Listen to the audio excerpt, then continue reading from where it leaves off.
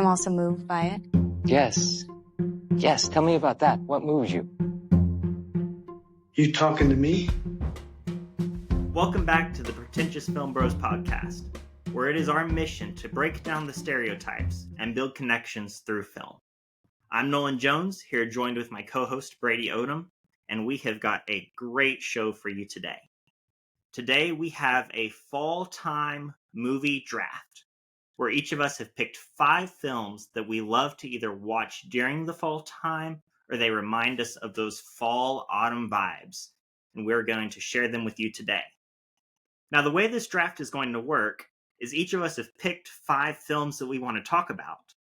However, we are going to give you 10 recommendations. So to make sure that none of us have duplicated films, we're going to take turns each giving you one film after the other. But once a film has been chosen by either Brady or myself, the other one cannot choose it to speak about. So it's possible that we're going to have some overlap and we'll have to go to our honorable mentions to share with you. That way, at the end of all of this, you have 10 new films that you can check out this fall season. Now, I've got a lovely silver dollar here. I've got a lady on the front for heads and an eagle and shield on the back for tails. We're going to go ahead and give this thing a flip. Brady, do you want to call either heads or tails to see who gets to run the draft first? Yeah, I'll call it in the air. Okay, you're going to call it in the air. And I'm going to flip it off to the side here, see how this works. Heads.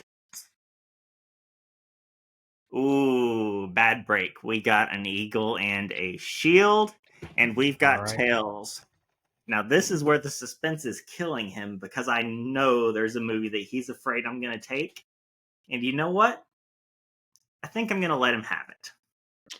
This is a film that we both love, but this is one that Brady's been watching far longer than me. He's a huge fan of this director. So I'm going to be the nice guy tonight, and I'm going to let you have it. I think you can probably talk about this. I would have done the same. Yeah, I can't say I would have done the same, but I know you wouldn't have, but that's all right. I understand. I'm gonna let you have this one. I can't promise I'll be so nice on the next drafts. No, that's okay. However, I'm gonna start with one film that I watch every year around the fall. Because everybody knows that there's a ton of movies for Halloween. There's a ton of movies for Christmas. So many that my wife has already started watching them. However, there's not that many movies for Thanksgiving holiday. But there is one that I'm going to recommend to you that I watch every year. It's one of my favorite movies, just period. This is a 5-star film. This is one of those films that makes me feel not so alone in the world. It's a film that helps me to feel known. I feel seen. After I watch it, I feel understood. And that, to me, is the best beauty of film. But that is Pieces of April. Now, if you haven't seen this film, this is a film about April, the title character, cooking a Thanksgiving dinner for her family. And April lives in New York, and her family does not live in New York. In fact, her family has to make a big car ride to come and see her, and they have very little hope that April is going to be able to pull off this big Thanksgiving dinner.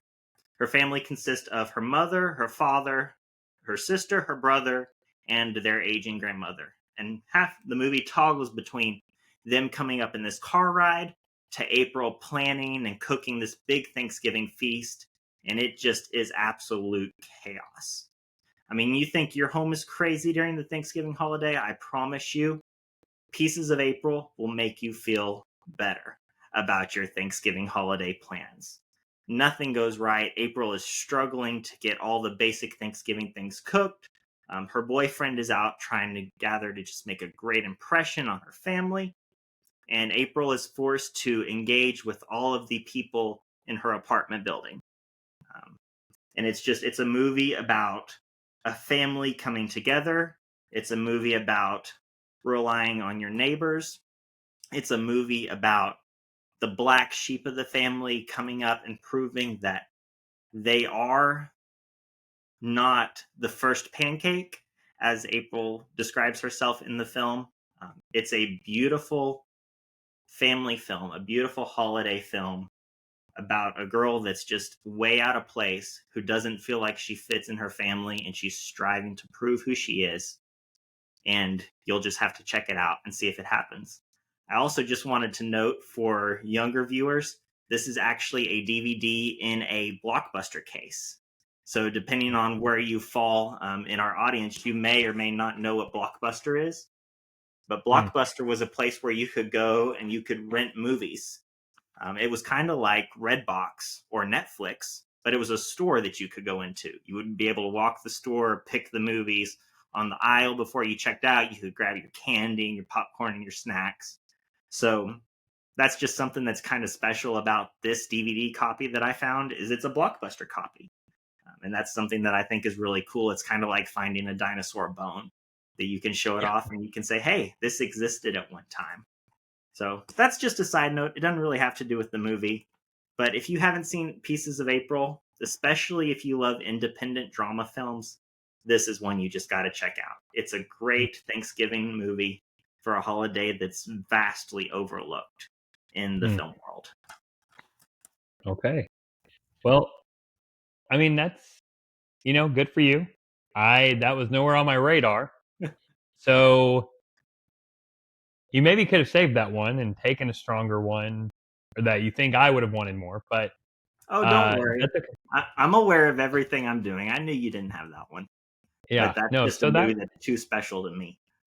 No, I understand. And so, I'm contemplating if I do something risky, if there's not another stronger one that I may wanna take.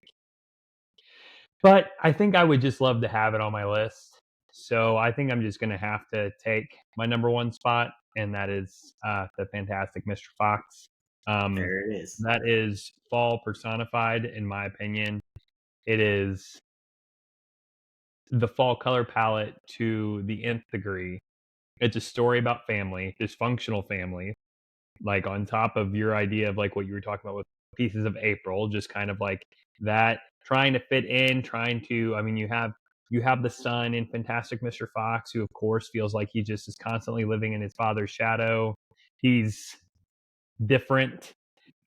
He has then a cousin come in, and the cousin, of course, is gifted, and he has to live in now his cousin's shadow. So it's not enough that he lives in his own father's shadow. He now lives in his cousin's shadow because the father appreciates the cousin now more.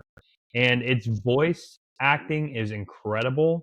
If you've ever seen behind the scenes of how they actually did the voice acting, it seems like the most relaxing, most fun, entertaining filming like that anybody could do. I mean, they're just out and about. George Clooney is in like literally a gray t-shirt and shorts when they're running around, when he's eating breakfast, and he actually makes all the sounds. If you've seen the movie, at the beginning he talks about how he doesn't want to live in a hole anymore, and he's getting ready. He's putting on like a napkin. He has a knife and fork. He has a plate of food in front of him, and instead of eating like we expect him to, because they're leading us down this path, he then ravages it because he's a wild animal, right? And it's one of those movies that it's very touching. There's actually I don't even know if you would call it a Thanksgiving meal, but it definitely has that vibe to it. It definitely has that feeling of them all sitting at this long dinner table. Everybody's kind of rejoicing, being grateful for all the things they've procured through theft, because the fox is a fox and foxes steal.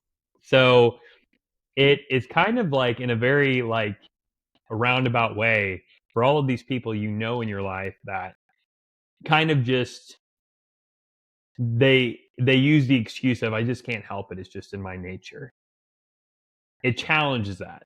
Now, of course, it's also based on a book by Roald Dahl, and that is like something that Wes Anderson, the director of Fantastic Mr. Fox, I'm sure a lot of our audience have seen that movie.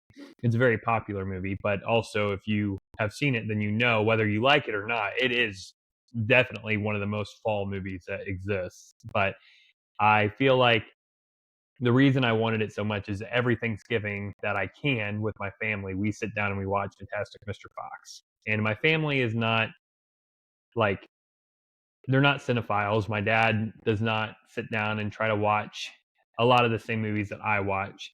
And he's not like the biggest fan of Fantastic Mr. Fox, but he finds some merit in it. And my mom really enjoys it. My wife finds it funny. But it's one of those movies that it's become a comfort watch over the years. But I try desperately, even if I want to throw it on. And maybe I'm just being dramatic, but even if I want to throw it on, I wait until Thanksgiving time to put that movie on because it fits so neatly into that fall category. So my first pick is Fantastic Mr. Fox. And that was the only one I was really worried about. And so I'm interested to see if you pull some out that I maybe have on my list that I was not considering. So, yeah, as far as tone, vibe, mentality, the feeling of family told through the perspective of a family of animals, uh, yeah, it's one of those movies that's just it's very important to me. Um, yeah, so that's what I have to say about Fantastic Mr. Fox, and I'm sure we might discuss it later. Who knows? Yeah, and that's really why I wanted to leave that one for you, because I know the affinity and the affection you have for this film. I knew you could speak about it better than I could, because you've been watching it far longer than me, and it's one of those pieces of April to me is the movie that Fantastic Mr. Fox is to you for Thanksgiving. So Hmm. I had to let you keep that. It's not a matter of being nice. It's not a matter of trying to one up. It's just I knew you could speak about it better than I can, and it's one that I've gotten to where I watch it every year too. Last year, I watched it. I turned it on in the background while my wife was decorating the Christmas tree the day after Hmm. Thanksgiving because I married a Hmm. Christmas elf. Yeah. However, and I was going to help her decorate the tree and decorate and all that stuff. And I was like, nope, I'm sitting down. I was watching the movie the whole time. Hmm. I unboxed a couple ornaments for her, but I was watching this movie, and it is a great film for that time. All right, so the next one I'm going to pick, um, and I think I wanted to go and wow. I think it's important to kind of let you know how we picked our films. I meant to do that before we did our first film, but now I'm going to go ahead and give it to you on the second. Kind of the things I thought through as I was thinking through these fall films. So, obviously, the colors. The colors have to give that vibe of fall. The colors and the practices of fall. The hot cocoa and apple ciders coming out, the sweaters and the sweater vest, the oranges and the reds and the golden yellows, all those kinds of things. The movie that's one of the criteria that I picked as I thought through these movies. Another one was, does this movie take place during the fall months? So, like Pieces of April takes place on Thanksgiving Day, which obviously falls in the middle of fall. Another one was, is this a movie that I return to on a regular basis, either annually or every other year? Is it one that I've invested in, a movie that I own that I can pull off my shelf? And then lastly, does it fit fall thematically? Does it have those themes of change or of a life transitioning or maybe letting go of something that was held on to? So those were kind of the four criteria that I thought through as I picked my five films. And I think all of them fall into either one, definitely one, but multiple of those categories, if not all four.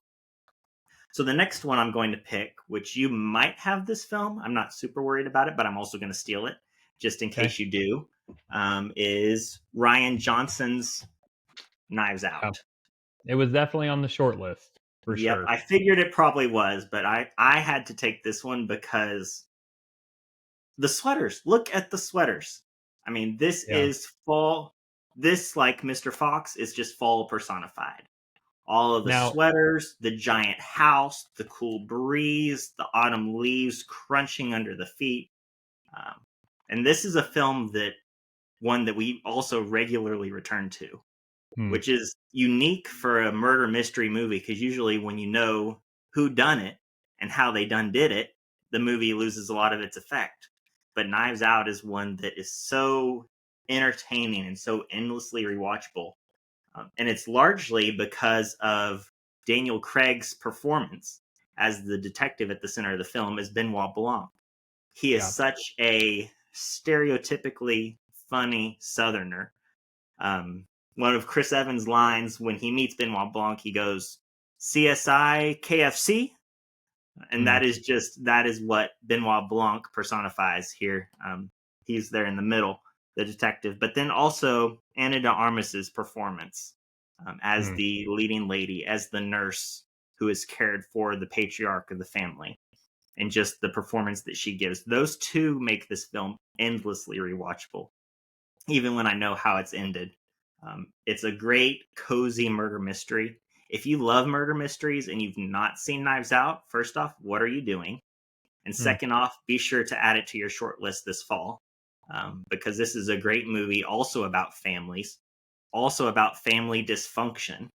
I mean, you think this family puts the fun in dysfunctional. That was really corny and stereotypical, but I had to say it because for this family, it's just true.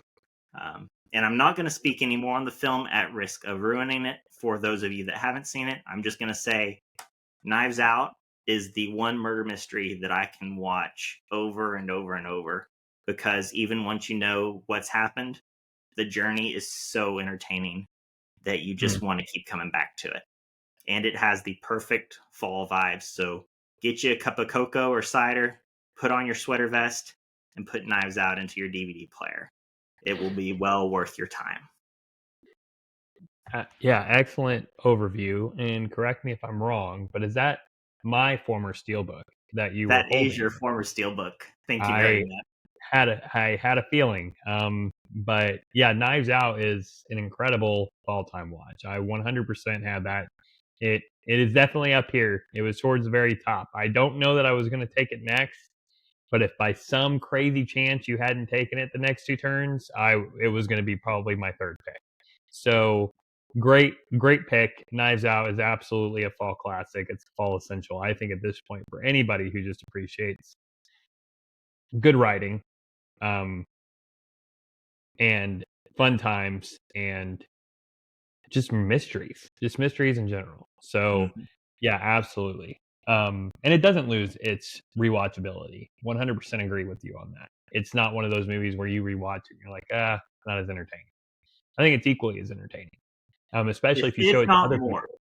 Yeah, and especially when you show it to other people who haven't seen it. Yeah. That makes it just as entertaining, right? And so Absolutely. my next pick is if Fantastic Mr. Fox encapsulates Thanksgiving or the fall time, the colors to the nth degree, this next film encapsulates the exact opposite of that. But it does take place. In fact, you could argue the event happens on Thanksgiving. And it's one movie that I've returned to a number of times. I love showing it to people. Not everybody has the same reaction. I feel like it's a pretty popular movie at this point. But it's one movie that I feel like is just it also, it's not for the faint of heart. It is not, I would say, a family friendly movie. It is definitely for those who like a little bit more grit during their fall time, and that movie is Prisoners by Denis Villeneuve. And Prisoners is a movie that, like I said, if Fantastic Mr. Fox is what fall looks like on a portrait, Prisoners is definitely not that. It's as cold and as sterile and as just bleak as can be. But the reason I wanted to bring it in is because if you haven't seen the movie, it begins, this isn't a spoiler, this is the main catalyst for the entire film. Two young girls are kidnapped on Thanksgiving. And it stars Hugh Jackman and Jake Gyllenhaal. And you see how this event affects Hugh Jackman as a father of one of the young girls that was kidnapped, and Jake Gyllenhaal, who's a detective on the case. After he first shows up to the house, the wife of one of the young daughters says to him that the police chief has mentioned that, well, he's never like not gotten the job done, so to speak. He's never effectively like missed a case. Every case he's been on, he's solved. So there's some weight immediately pressured onto his shoulders. And Hugh Jackman, as a father, you also see he is a doomsday prepper, and this is very early on in the movie because they go to check for where the girls might be, and you see his basement, and his basement is full of doomsday prepping things, right? Lots of canned food, lots of concrete, lots of weapons, hazmat masks, all of the above. He's ready for anything until his daughter goes missing. It's shot by Roger Deakins, and even though it's cold, it's sterile, it's blank, it is a beautiful looking movie. And it is one of those movies that you'll think of random images. There's one image in the movie that I just find it has. I would even argue it maybe has thematically. I think it has something to do with the fact that it's very still, and it's like this calm before the storm, this fear kind of inching in. But it's just a shot on a tree. It's a shot on a tree, and the camera just slowly comes in on the tree, and you see the house behind where the young girls were before they had gone missing. And so you get to it's a whodunit in a different kind of capacity. Who kidnapped these girls? So you get to kind of pick up on some breadcrumbs, and it's one of those movies too that when you first watch it, if you don't guess by the end, you don't feel so dumb. But when you rewatch it, you're like, man, I am an idiot. This movie put it out on a silver platter for me to solve who did this. And so Prisoners is an excellent movie. If you haven't watched it and you like grit, you like that fall time coldness, something that's like something we look forward to, like you'd mentioned with the sweater vest, but just like you're sitting at home and you're drinking hot coffee or you're eating hot soup and you just want to watch something, and maybe it's a rainy fall day. It's a perfect rainy fall day movie. Or depending on where you're at in the country, a snowy fall day. And I would highly recommend Prisoners for anybody, especially if you've seen some of Denis' newer stuff. Like maybe you've seen the Dune movies and you really appreciate the Dune movies, but you haven't caught up with the rest of his filmography. Prisoners is an excellent place to start and is just an overall excellent movie. Yeah, I didn't even really think about Prisoners, and now I'm kind of feeling foolish that I didn't, because it is, as you say, it is a perfect film. Like absolutely so good. 10 out of 10, one of Denis' best films. And Denis is not only one of the best filmmakers working today, in my humblest of opinions, but he's one of the greatest of all time. Arguably His so. films and his work is just some of the most special films I've ever seen. His movies are beautiful. Roger Deakins makes a beautiful, haunting visual image, and Prisoners it's one of those movies that at the end of it, you're gonna feel some emotions. I'm not going to tell you what emotions you're going to feel, but you are going to feel some emotions. You're going to feel them strongly, and the film's probably never going to leave you. It really is one of those films that changes you after you watch it, because of just the way that you connect with Hugh Jackman's character, and Jake Gyllenhaal's character, and the way that you meet and you see these men as they're trying to find these girls and they're trying to find out what happened, and the lengths that they'll go to, both within the law and without of the bounds of the law. It's a wonderful film. Absolutely 10 out of 10, high recommendation. One of the greatest films from one of the greatest filmmakers, I would argue, of all time. Yeah, it is one of those movies, like you said, the morality that's questioned. Just also, the very opening line of the movie is the Lord's Prayer. Mm-hmm. And it's during a hunting sequence between Hugh Jackman and his son. Yep. And it is one of those movies that when you're watching it, you know you're watching a good movie. Even if you don't know what good movies are, let's say like you're not a film buff, you're not a cinephile, you don't know much about that world, but you watch Prisoners, it doesn't matter if you have or not, you know you're in the midst of watching a good movie. And it's a movie that sticks around afterwards, and it makes you wonder, like, to what extent was he wrong or right? And however Hugh Jackman attempts to solve the case or how Jake Gyllenhaal attempts to solve the case. You get to decide. The ethics of the situation become blurred, and Very it's much just so. it's very, very accessible, I would argue. It's not one of those philosophical things where it's like you're gonna be like just lost in the sauce. You're gonna be able to follow it. You're gonna be able to understand where the ethical dilemmas therein lie. But it is one that you get to the end and you're like, you know, uh, something I hadn't shared so far was I actually have found out like I'm going to have a child.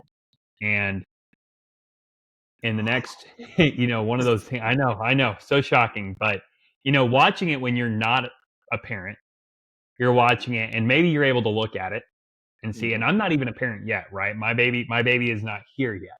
But it's one of those things where now that you maybe know you're going to have a child and you maybe had a different opinion and now you know you're going to have a child and your whole world shifts and you're like, maybe what I wouldn't have done before, I might would consider doing. Yeah. Or you start to maybe empathize more in a different capacity because you're like, oh yeah. So if you're someone who doesn't have a kid and you watch it, I'd love for you to watch it and then years later rewatch it when you have that family and you see how the difference that it makes, right?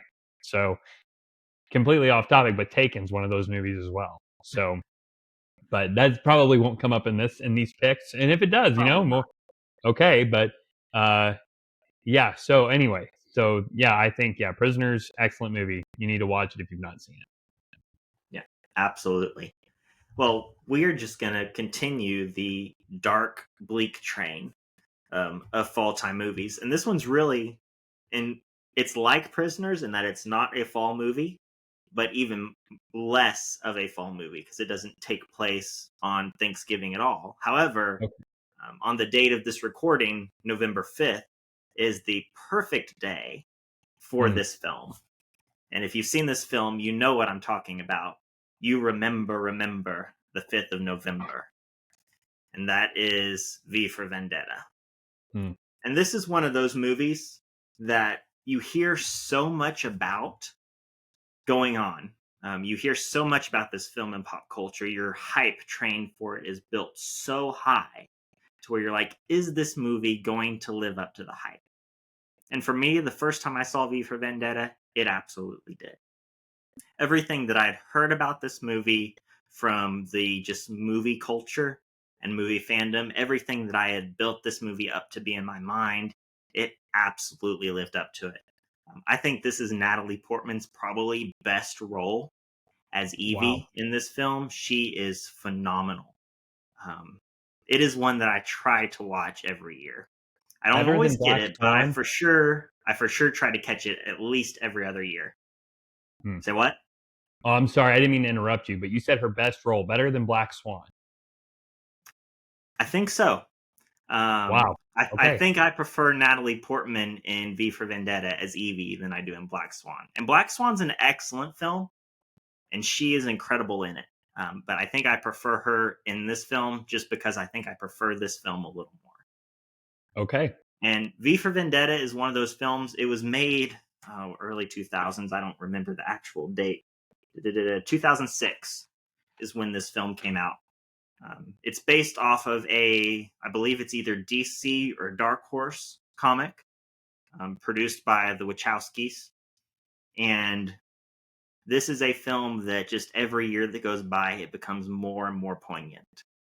No matter what side of the political aisle you're on, no matter what side of the religion aisle you are on, what you believe about religion and faith, what you believe about politics and government, um, this film pokes at both sides. It really kind of does. As somebody who leans more conservative and more Christian, this film pokes at me in ways that I'm like, yeah, if that's what conservative Christian looks like, that's scary. That's taken Mm. to an extreme that doesn't seem right, and that's what this film does. It pokes holes at all sides of the political spectrum. It pokes holes at the worst sides of religion, and it shows you. It really kind of forces that question of who should be in power, who holds the power, What is a proper and an improper use of power?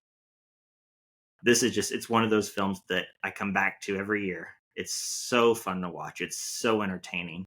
It's so important to our societal landscape, I think, which seems weird to say about a film, but all the best films, they're important to the society in which they come in. And I just think as the years continue to go by, as our country and as our people and as our faiths continue to become more and more divided, as we continue to wage wars over important things, but also silly things as we take things too far or maybe not far enough. I just think V for Vendetta is one of those films that is going to just continue to grow in its importance and its relevance to our world. When it comes to what is justice, when is it time to step outside the law, and what is our responsibility as a citizen of a community or a country or a faith? When do we stand up and say enough is enough? This stops with me. And there's no V for Vendetta. It doesn't give you a clear answer. It's very open almost to the sense of, what do you think is right? Was V right? Was the government right? The movie doesn't give you an answer. It forces you to sit with the question of how far is too far, and when do the people stand up and say enough is enough. So if you haven't checked out V for Vendetta, unfortunately, at the release of this video, you have missed the 5th of November. But either put it on your list for next year or just go ahead and pop it in anyways and put it maybe as a regular part of your movie rotation. But I can tell you one thing for sure. Once you see V for Vendetta, you will always remember the 5th of November. Excellent overview. Yeah, V for Vendetta is not a film I've actually got to catch up with. I've not got to catch up with Pieces of April or V for Vendetta. But V for Vendetta is one I was hopeful to watch today, but I just didn't have the time or the opportunity to get around to it. And so I may be able to sneak it tonight, but we'll see what happens. But yeah, thank you for Well, sharing. I hope you can. Yeah, I hope you catch up to it for sure. It's been on my watch list for a long time, and I don't want to watch it on any other day. And I may be the guy who watches it on another day, and it'll be completely fine. But am very interested in it. So listening to you talk about it, listening to the, I didn't even realize it was as political as it seems to be, and so I'm very interested in that. But all right, it's political, but it's not offensively political. It's not really a social justice in your face type of movie that's offensive for offensive sake. No, of course not. And which is one of the beauties of it, which is why it's still so relevant. I would argue, and no, absolutely. And I think, in my opinion, and I could be wrong, but I think watching any movie that shamelessly defends one side as though they are perfect and depicts itself in this, like, just blemished free light is not doing a favor to filmmaking or to real life, right? And so I appreciate a movie that can kind of attack every point of view, because that means it's thinking critically and is able to show the flaw of man. All right. So for my next pick, I'm very interested if we have any. I mean, the only one you stole Knives Out, because Knives Out probably would have been my next one, because I think it's very family friendly and it's very fall friendly. But I've listed. I do feel like, a lot of our movies, I feel like your movies even less so than mine, are going to be movies that everybody has seen. And so I think V for Vendetta is really, really popular. I think I'm definitely more in the minority of not having seen it yet. Pieces of April, I don't know how popular Pieces of April is. It wasn't one I had heard of until you had mentioned it to me. But I am going to go, because I'll mention one. I might have to, I'm trying to make a good list. Okay. I'm trying to also think, like, if these are movies I could watch and show anybody, is this a list that I feel strongly about? And this next film I'm going to talk about is one that I think is one of the best ever made movies in general. It is not one that maybe comes straight to your mind when you think of fall movies, but I couldn't escape it. I was like, I almost didn't put it on the list because I think it kind of stands apart from a list. But I think that it's one that if for some reason you have not seen this movie and you consider to be a fan of film at all, you are doing yourself a huge disservice. And the movie that I'm talking about, I actually do own. The other two I don't own, unfortunately. But this one is Silence of the Lambs. And I think that it is an excellent, excellent fall time movie. And it's one of those that, maybe you don't even feel it so much. But there is a season of change going on in this movie. You're seeing the perspective of a female in Jodie Foster, right? Clarice Starling, who is coming into this world of being surrounded by men. There's actually a shot very early on in the movie where she gets onto an elevator and you see her height and gender difference, and all of these towering men surround her as she just stands there by her little self as a woman in a man dominated workplace. And she has to utilize her abilities as a human and as a woman, and also her vulnerabilities as a human and as a woman, in order to solve the case of what's happening to these women, right? So she's doing it on behalf of women. It's a feminist film that's not in your face about being a feminist film. And it has one of the most iconic performances of all time in Hannibal Lecter being Anthony Hopkins. And it is a perfectly made movie on every front. It won 5 Oscars, including Best Director, Best Picture, Best Actor, Best Screenplay, and Best Actress. Okay, so this is not a it might be Best Supporting Actor. I don't know if they credited Anthony Hopkins as lead actor. I don't think they did, but It was supporting. supporting, yeah. So obviously, and maybe you don't hold a lot of credence. Maybe you don't take a lot of credence with what the Oscars decides is a good movie or not a good movie, but it is a perfectly made film. The score is incredible. The cinematography is incredible. The fact that it takes place during the fall time, as someone who believes fall is the best season, it is a perfectly fall movie. There's Christmas decorations at the very opening scene. You see, again, brilliant, Jodie Foster running uphill, fighting for her spot, showing that she's always she is a determined individual, and she's running through all of these fall leaves. She's running through these trees, right through this forest that she's training at in Virginia. And so, if for whatever reason you've never seen Silence of the Lambs, you need to get on that. There is no excuse anymore. Silence of the Lambs, it needs to be watched. It needs to be appreciated. And if you somehow watch Silence of the Lambs and you walk away like, meh, okay, maybe reconsider how seriously you take movies. I really do believe that there are only a few movies, I think, in existence that should be unanimously decided as one of the best films ever made. And I do think Silence of the Lambs falls in that camp. And I think it's an excellent fall time watch. You can watch it at any point during the year, but it is one of those where you see everything firing on all cylinders. And I know you appreciate the movie, I think, just as much as I appreciate the movie. But yeah, my next pick, my third pick, is going to be Silence of the Lambs.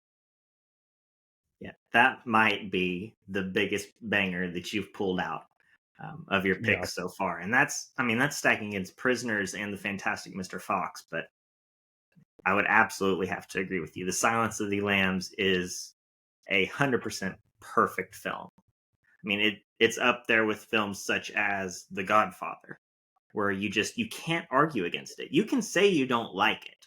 That's fine. I'm okay with that. But to say that it is not a perfect film on all accounts, like you said, maybe reconsider. Maybe reconsider what you think. Watch it again, because you missed something. And of course, that's in my perfectly correct opinion. But Of course, no, this and is it one of is those films, yeah, that I love so much that I've got two copies of it.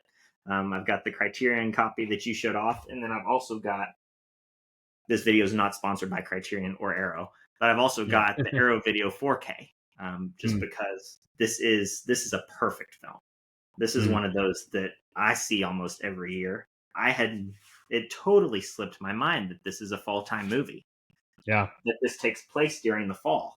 I can't believe it slipped my mind.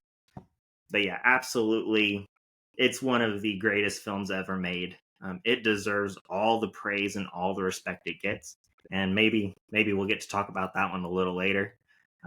Maybe we'll have that one in a podcast in the future, because that is a Yeah. film that deserves to be talked about. It deserves to be seen. It is not for the faint of heart or gut. There are moments in this film that are disturbingly uncomfortable, that Mhm. are sickening, like so. But if you can stomach those few moments, maybe just shield your eyes, turn away, whatever, this is a film that deserves to be seen. It's another one of those films that will completely change your perspective. It will force you to think about right and wrong. It'll force you to think about, at what point, how far will you go for recognition, for the Mm. recognition that you deserve? What side of the law will you fall on? Will you be good? Will you be evil? So yeah, it's absolutely one of those films that, especially if you're a film fan, everyone should see at Mhm. least once, if not multiple times. So that was Yeah, a if you want, great, thank you, I absolutely appreciate it. fantastic. Hadn't thought about it, but you are absolutely right. All right, And if so you for want 2 my, hours, oh, go ahead. go ahead. No, go ahead. Okay, for my fourth pick, um, we've got something that's kind of a horror movie, which there wasn't a whole lot of those to look at, pick through. Of course, there's some that fit great. Anytime during the fall and during Halloween is great for horror movies. But this one, the vibes are so perfectly fall that it's almost outside of horror for October, but just horror for the fall in general. And that is Ty West, Pearl. Oh, that's Mm. got a lovely glare on it. Let me go ahead and slip that off. Pearl. Um, this movie is like a Wizard of Oz bloodbath. Really is the best way to describe this. And this is the second film in Ty West X trilogy, but it's actually the prequel film to all of the Mhm. films. This is where you see Pearl, um, as she is a young woman, as she became who she was in X in the first film. And this is excellent. This is a perfect slasher film. Is that, would you call it a slasher? It's kind of a slasher, Arguably, yeah. arguably a slasher. But yeah, the fall vibes in this are incredible. I mean, you've got wheat fields, you've got scarecrows, you've got the colors, the golds and the reds and the oranges. Thematically, it fits perfectly within a fall film. It's, you see this young woman who is changing from who she was, this proper, prim, well composed, well respectable woman, into something that is not that. Um, Mm. as her world starts to kind of crack and shatter, her personality starts to crack and shatter, and she changes almost for the worst. I say almost, definitely for the Well, worst. yeah. Almost, I would argue most Definitely for certainly. the worst. Um, so, which even makes it more fall, right? You've got the color changing leaves that look so pretty, but oh wait, the trees are dying. Mm. They're changing for the worst, quote unquote. Mhm. But this film encapsulates the feeling of fall in a way that is dark and twisted and horrific. So, if you are a horror fan and you're looking for a movie that is explicitly horror for the fall season, Pearl is one you got to check out if you haven't Mm. seen it. Brady, I won't speak for you, but I've heard you say before this is, in your opinion, the best of the X trilogy. I I haven't would seen the other two films, so I can't speak to that. Um, but I have no hard time arguing with anybody who says that, because it's just, this to me is a wonderful film about a it's the most woman who well-rounded. thought she could get what she wanted, who was striving for a different life, And when she realized she couldn't have that, she started to change and she started to crack. And we see all this happen in a small town in the middle of autumn. So this movie just fits perfectly into that fall time slot. Hmm. Yeah, absolutely. Yeah, Pearl is an excellent movie. I've seen it 3 or 4 times myself.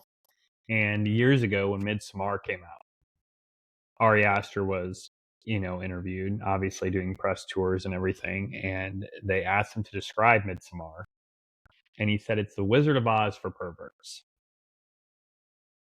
Well, 3 years later, Pearl came out, and that is the Wizard of Oz for perverts.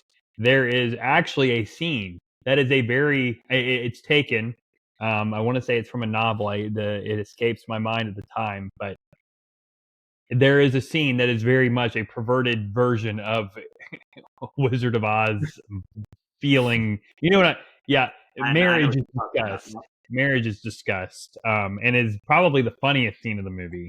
For a movie that doesn't have a lot of funny scenes, it has more than you might would think in this movie, which is pretty that might be one we discuss at another time as well. I Yeah. think Pearl is endlessly, there's so many things about it that you could discuss. And so that might be one we discuss at another time. And so I'm glad that you went with a horror pick, because I'm also going to go with a horror pick. And obviously, I would say that The Silence of the Lambs is arguably a horror. Other people might just call it a thriller. And I know my picks to this point have been bleak, other than Fantastic Mr. Fox. But unfortunately, if you know me, that's just not my style. My style is not going to be always peppy. My style is going to lean more. It's going to lean more bleak. But this film is obviously, it's one that I say horror not in the traditional sense as well.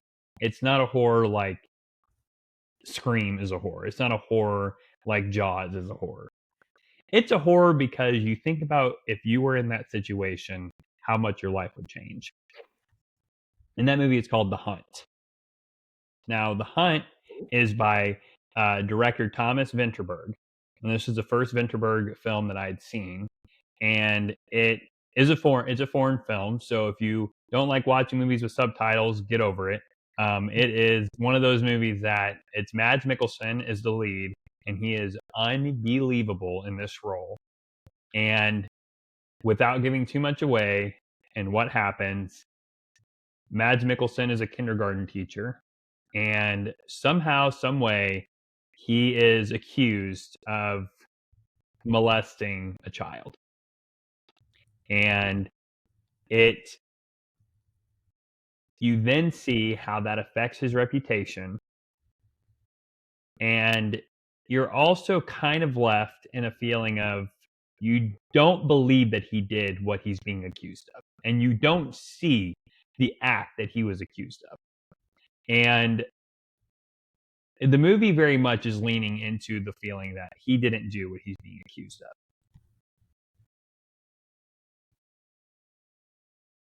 When we live in a society today as well, and I want to be very careful how I say this, because I do mean, I'm trying to be as sincere as I can. Sometimes when we hear something from a victim or a supposed victim, our intention might be good. We need to believe the victim. We need to immediately believe the victim with what they're claiming, because why else would they be claiming it, right? And I don't think that that's what Thomas is really trying to get at here. I don't think he's really trying to say like that there's a problem with that belief. I don't think that that was the intention of this movie, but I do believe it kind of touches on that. It does admit and does say sometimes just because it's said doesn't mean it's true. And I think that it's very it came out in 2013. It is very rainy. It's very dark. It's very I don't even know how to say it. It's very sad. It's a very sad fall film, but it is an excellent watch. I gave it 5 stars, and it is one of those movies that it's it's like Schindler's List in the sense that it's hard to want to return to it. It doesn't live on the same scale as Schindler's List is in importance, I would say, in movies, but it's such a difficult watch that it's hard to return to, but it's so incredibly well made and acted and written that you can't deny the greatness of the film. And so I promise that's the last bleak film that I'm going to talk about here. I wanted my last 2 picks to be maybe those that are a little bit less known, more underseen. But excuse me, there are definitely incredible fall time watch in The Hunt, with directed by Thomas Vinterberg, starring Mads Mikkelsen. Yeah, The Hunt is actually one that I hadn't seen even up to this point, and I've heard you praise it and talk about it before, and it's one that I really need to. But when you first said The Hunt, I thought of the 2020 Hunt, directed by Craig Zobel, which has Hilary Swank in it, and I was like, "Oh, we're going with that movie." Yeah. And then you started talking about it. I was like, "Oh no, this is the one that I've heard him praise before." I was very confused when you said The Hunt at first, because I thought it was that film, and it was not. It was this one. I should have known better. But Well, yeah, and that was one I wasn't worried about you taking. Because I knew I had the strongest feeling that you hadn't seen it, and if you had, I just didn't know if it would like cross your mind. But yeah, so that is. I know this is our final draft pick as well, and so if you had some honorable mentions before we name our final pick, you can. But if you Yeah. don't want to do that, then you don't have to do that. But I'd love to hear some of your honorable mentions and even see if it would be my 5th pick. right. If any of them would be mine, or if they're not what I'm thinking. I would be surprised if you're thinking of the same one I'm thinking of, but I would love to hear your honorable mentions. Yeah. Well, of course, before we sat down to record this conversation in this video, I went on and I was like, okay, what are all the notable fall titles, to kind of help me get thinking, to see where the ones that I'd seen stacked up and how often other people thought of these and all that kind of stuff. So I do have just one honorable mention, of the many that I found and looked at and saw. There's really only one, and this one I thought about putting in my top 5 because I love this film, but it just didn't quite. I think the one that I ended up going with ultimately is just, it feels more fall to me. Okay. I don't know that it's a better film, although if you look at my ranking right now, it's a 4 versus the honorable mention that's a 5, which seems weird. But it's okay. We'll get to this one, because this one that I've got is a 4. My final pick probably will be a 5 upon a rewatch. But anyways, all that to say, the other notable title, the other honorable mention that I thought of was When Harry Met Sally. Yeah, that And makes sense. that is bar none my favorite rom-com film. And I'm not Okay. one who typically likes roms or coms, but I just saw When Harry Met Sally just after I graduated college, so that would have been probably 2022-ish, I think, is when I saw it for the first time. And of course, I'd heard of When Harry Met Sally. I knew a lot of the things surrounding it, a lot of the scenes, a lot of the moments of it that really make this movie special. But when I first saw it in 2022, it was perfect. I was Still at a major blind spot for me. I still have never Oh, caught up with it. that's I am planning on definitely this wild. fall. I'm planning on this fall watching it with my wife, because when I know its status is just so important. So I'm so glad that you mentioned it, because it's just like I really do want to get around to that one. Okay, good. Well, that makes me happy. Yeah, you definitely. Um, like I said, I just saw this movie the first time in 2022, and I've watched it several times since. My wife and I, we usually watch this around Valentine's Day, which is why it didn't quite make my fall cut, even though major scenes take place during the autumn. Also, major scenes take place around New Year's, or actually on New Year's Eve. So that's not really a spoiler. That's just kind of giving you a time frame. But so that's why it didn't quite fit into the fall for me. But I absolutely couldn't deny this film because since the first time I saw it back in 2022, this film has become foundational to a lot of the things I believe about relationships between men and women. And it kind of was one of those things that snuck up on me. When I'd first seen this film for the first time, I'd been maybe a year removed from a breakup with the woman that I thought was going to be my wife. Thankfully, I look back on it now and I'm glad she wasn't. She just wasn't the right fit for me, for the person that I am and that I've become. But seeing this film a year or so outside of that breakup, it felt healing in a way. It felt like a balm. It felt like it reaffirmed some of the things that I'd felt for the past year and a half, on top of just being a hilarious film and a film just filled with heart, filled with amazing lines and truths and philosophies about relationships. So, yeah, that was one that I saw it as an adult, and yet the way it's affected me and affected the way I believe certain things about the relationships between men and women. You would think that I grew up with it. It's foundational, how foundational it feels. So, yeah, my other noteworthy title, my other honorable mention that could have made the list but just didn't quite because of those reasons, for by no means is a film that should be slept on. It's perfection. It really is, but it's When Harry Met Sally. Okay. Absolutely. So that was your honorable mention? Yeah, that's my honorable mention. That won't be my final pick. So, Perfect. do Okay. you have any honorable mentions you wanted to stick out first, or do you want me to go ahead and give you number one? No, I think that's great. I think I'll name a couple honorable mentions. I won't talk as in depth as you did because I have a couple here. An honorable mention I had that I feel like is I think it's a perfect dad movie in a lot of ways. And I think that it's one that maybe you're not considering for the fall time. It's a spy classic at this point. Also, another cinematography effort from Roger Deakins. I mean, you could argue some other movies are better looking, but I would say this is one of my favorite looking films, and that's Skyfall. James Bond Skyfall is an excellent fall time movie, especially the third act. You're talking about The Big House, also another Daniel Craig led fall movie. And I've actually not seen that movie, which You've is why not I seen didn't even Skyfall? consider it on my list. You know, you're gonna crucify me for this, but I Wow, actually started watching it years ago, and I fell asleep halfway through, and I've just never okay. returned to it. So You yeah, I'm gonna absolutely. suffer for that comment, but that's the truth, and I try to tell you that here on this podcast. To be I honest with you, I have right now, and I think I'm just being a coward because it's a 5-star movie. It is. I think I'm just being a coward. It's a excellently led Javier Bardem antagonist, excellently star led by Daniel Craig.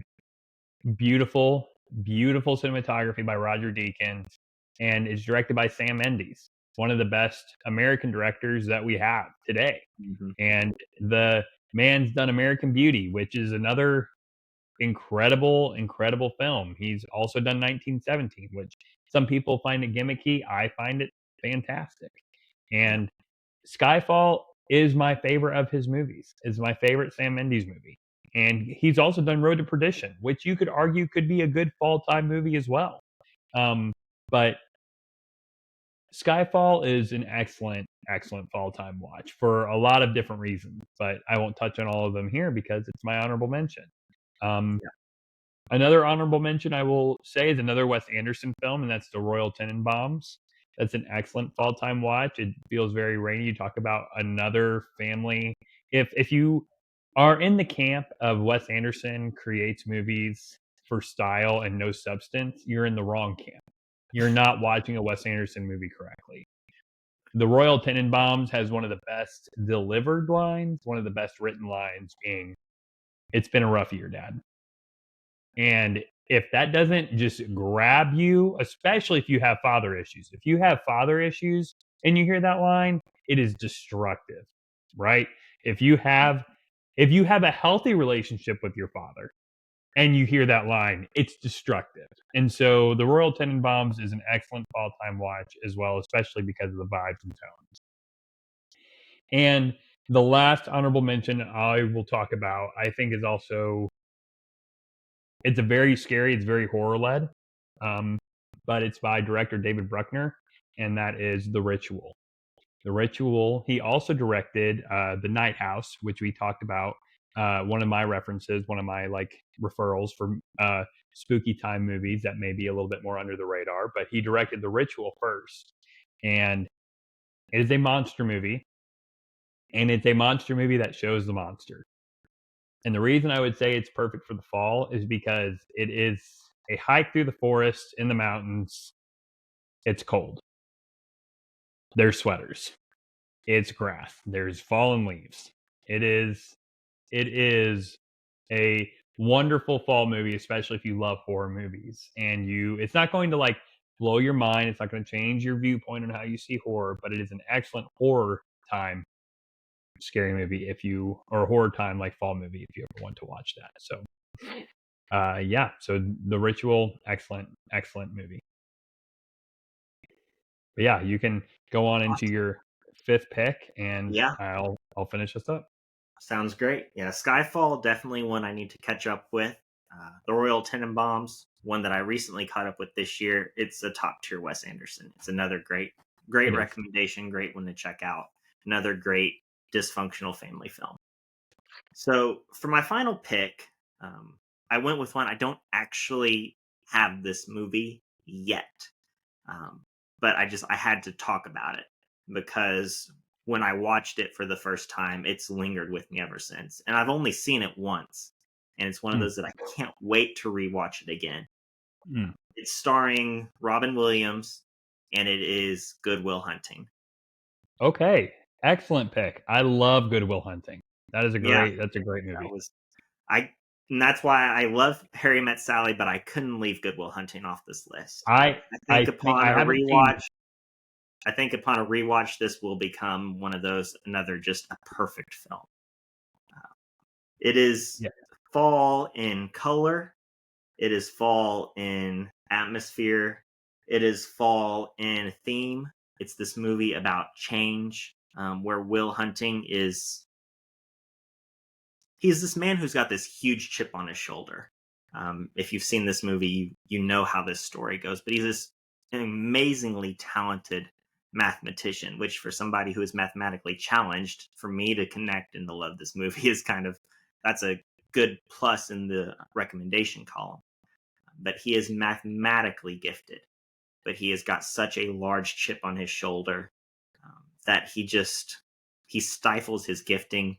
He beats around other people. He ends up in a place where it's not looking good for him. But he's given a chance because of his gifting and because of this talent. Strangers recognize it in him, so they give him this chance. One, to start attending these college math courses to really hone his gift, but then also part of the deal for him to get this second chance is he has to start going to see a therapist who is played by Robin Williams. And this movie is just absolute magic. The way Robin Williams and Matt Damon playing Will Hunting, the way they connect as just this broken, damaged young man. And really this broken, damaged older man who's really been through it and seen a lot of hard things in life and seen a lot of joys in life. There's this monologue at the center of the film that Robin Williams gives to Matt Damon. And it's just gut-wrenching and beautiful, and it's perfect. And it's one of those films that I can't talk a lot about because I've only seen it the one time. But that's to this movie's credit that I'm talking about it here, because I've only seen it the one time. It's so touching in the way that life is hard, but it's worth living. There's a moment at the film where Will Hunting is breaking down. All of the anger and all of the bitterness and the resentment and the hatred that he's been carrying for so long is finally gotten to him. And Robin Williams says over and over in this scene, he goes, "It's not your fault. It's not your fault. It's not your fault, Will." And Will's sitting there and he's breaking down. And, oh, Sean, that's Robin Williams' character name. It took me, I had to replay the scene in my mind to get the name. But Sean, he just keeps saying, "It's not your fault. It's not your fault. It's not your fault." And Will Hunting, he's like, don't you with me. Not you, Sean. Not you too. Do not mess with me, Sean. And he's just breaking down, and everything, all the anger, the hatred, the bitterness, the brokenness, he's just letting it go in that moment. And I'm getting goosebumps talking about this film. Yeah, it's so and good. I've seen it one time. Yeah. But if you have not seen Good Will Hunting, it's another one of those films that it changes your life. It leaves you different. It gives you hope. It gives you, and I'm glad that I got to end on a little bit of a lighter film too. I wasn't planning that by any means, but it's such a compassionate film. It's a film where it's this broken man coming to this older, wiser man who's seen a lot of life, and this older man, Sean, is helping this younger man, really showing him what it is to be a man. Showing him what it is to not waste his life, showing him what it is to let go of the pain and the brokenness that has been his past, and to really become the good man that he's meant to be, to live his life fully. And it's one of those movies that I would say is essential for every young man to watch, because it's a man's movie that takes just the places where we're broken and the places where our relationships are broken, either with fathers or within ourselves, and what we expected ourselves to be versus who we've become. And it's one of those films that it really shows you what it is to live a life as a good man, in Robin Williams' character, and also how to begin to heal from the brokenness and the pain of your past. So I'm going to stop talking about it, because I can't talk any more about it without having seen it again, but it's a healing film. And Yeah, it's absolutely. a wonderful film. So if you haven't seen Good Will Hunting, it was an Oscar-winning film as well. It's worth checking out. It's one of Robin Williams' best and most emotionally touching performances. So if nothing else, go see it for Robin Williams. Yeah, that's all I can say about that film. That's my final draft pick. No, absolutely. So, yeah, excellent pick. My dad, back when, and they have network television now, but back when, TV was not just streaming services. Right. If my dad was ever channel surfing, he would stop at 3 different movies that came on. No matter what, he is stopping for one of these movies. One is The Fugitive with Harrison Ford and Tommy Lee Jones. The other is A Few Good Men with Jack Nicholson, Tom Cruise, right? And the third one is Good Will Hunting. Good Will Hunting is one of my dad's all-time favorite movies. He loves it. And he would stop. It didn't matter where it was at in the movie. If he saw it on TV, he would click it and he'd finish it. And so it is one of those movies that it is a man's movie. And that's not to discredit the fact that it's also just a human movie. It's about not being afraid to take the next step, right? Ben Affleck's whole thing, right, as his friend, is like, my the best part of my day is when I show up here at work and you're not here, right? Like, that's because then I think maybe you've gone on to do the greater and bigger things that you're meant to do. Right? Like, just so excellent. And it's the movie that really gave Matt Damon and Ben Affleck the careers we know them to have today. And if you don't know Ben Affleck and Matt Damon, they are 2 of the most recognized, important male actors of our generation. They may never be those people that everybody loves, but the more I see Ben Affleck, even though he just looks like a guy I want to punch in the face, I don't know where it comes from. Maybe it's the Dazed and Confused O'Banion vibe that I get from him, but he's an excellent actor. And you can't, I even have the argument, and this is for another discussion, that if we had gotten a fully fleshed out Ben Affleck Batman, he could have arguably been the best Batman that we'd seen. But I digress. So my final pick is one that is very lighthearted as well. And I knew I just needed to bookend it. I can't do one happy movie and then 4 just total tragedies or 4 just like heavy, heavy films. And this is a film you and I have both seen, you and I both appreciate. And it's one that I also have only watched once. But it's one that hasn't left my mind since I've watched it. And it's by Celine Sciamma, and that is Petite Maman. And this is also a foreign film. So again, subtitles, get over it. You're missing out. It's 71 minutes long. So it's just an hour and 10 minutes. It is not a long movie. It is a movie you could sit down and turn on and be done with in the morning before you go to work. It's so short. You could sit down. If you got up early enough, you could watch it before you went to work. But it is a film about a young girl named Nellie, and it's right after her grandmother dies. And they go back to their old house, and it's fall, definitely in tone, right? Definitely in the colors. There's leaves all around. There's a little leaf fort that's built, but she encounters a young woman who's also her age, and you come to learn that it's her mother at her same age. And the best description I've heard of it is like vanilla pudding. It's so comforting. It's so easy on the palate. It's so light. You just sit and you experience it, and it is just sweetness and refreshing and so touching. And it's not a movie that's going to make you sob. It's not a movie that you're going to sit there and just cry your eyes out. But it is a movie that you're going to sit there and it's going to make you reflect on all of the relationships that you have with people. And it's going to make you, have you ever wondered what it would be like? I mean, I feel like this is a question people have asked for a long time. Like, have you ever wondered what it would be like to know your parents at your age, right?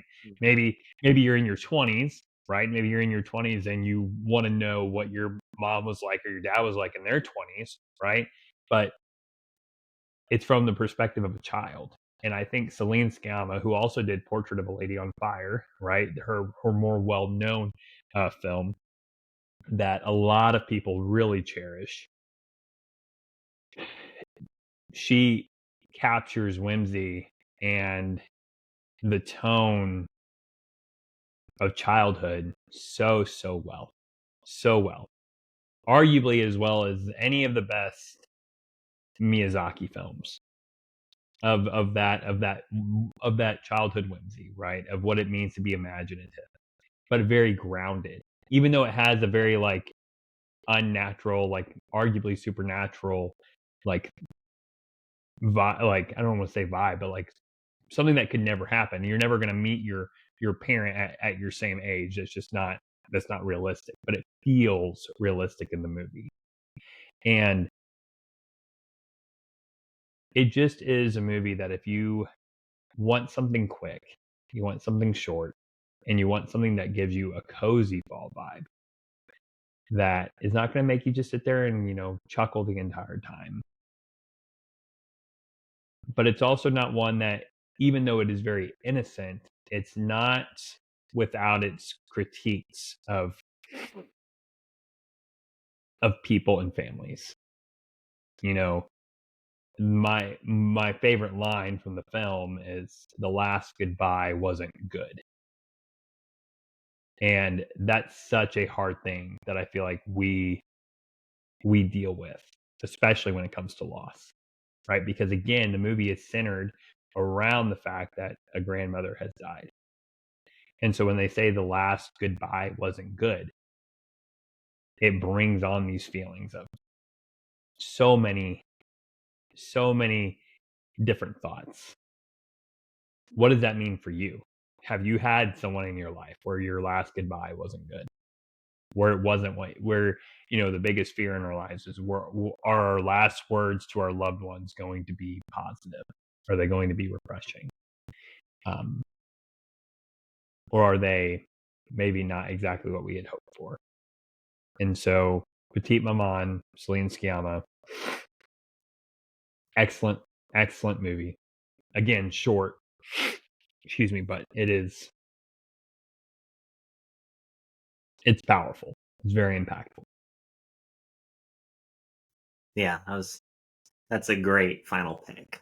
A great way to bookend and to bookend both of our lists and both our drafts. And that's one that when you're watching it, you may not feel it, but after the movie ends, um, like you said, it lingers, it stays with you, it carries on. So that's one that I've got to pick up and check out again soon, and probably even would be worth picking up and owning I in the collection. I've thought about that. It's on the Criterion Collection, so when they finally allow this sale to kick in at Barnes and Noble and they're half off, Yeah, that'd be I great, wouldn't it? I'm gonna pick this one up. Yeah, I'm I surprised I hadn't gotten it already. I know. It's one that is just it's a fantastic film. It's so good. It really is a great film. But yeah, so why don't you run through your top 5 again, your draft list, Yeah, so we can just hear what you had. sure. So, and number one, arguably my number one of this whole list. Just if we Mhm. were to rank, I'm not, but if we were to, Pieces of April. Pieces of April, absolutely. And then number two, these not in any particular order at this point, but my second pick, Rian Johnson's Knives Out. Third, the V for Vendetta from the Wachowskis. Not Wachowski directed, but Wachowski produced. Fourth pick, Ty West, Pearl, starring Mia Goth. And then my fifth pick, Good Will Hunting, starring Robin Absolutely. Williams and Matt Damon. Yeah, I think that's a great versatile list. I feel like you hit a lot of different you hit all of the different feelings that fall can encompass, I feel like. And so well done, well curated, excellent list. Two of them I were highly considered, Knives Out and Pearl. They were definitely on my list when I was making fall favorites. But I figured you might snag them. So but again, go ahead. I did. Yeah, you did. So well done. My list again in order is Fantastic Mr. Fox, Prisoners, The Silence of the Lambs, The Hunt, and then Petite Maman. And so I feel like hats off to you, sir. Wonderful drafted list. If you've seen all of these movies, please let us know. How would you rank them? What would be your fall list? How would you draft? What would be important to you for the fall time? Are we missing out on some? Please let us know. We always, always, always want to expand and learn more and see more because we always know your favorite movie could still be out there. And so we want to see more. And so there might be some that you're like, how in the world did you guys leave off Halloween? I understand. How did we leave off Halloween? It's probably fall, like just personified, but we did. So what are you gonna do? And I love Halloween. I think Halloween is fantastic.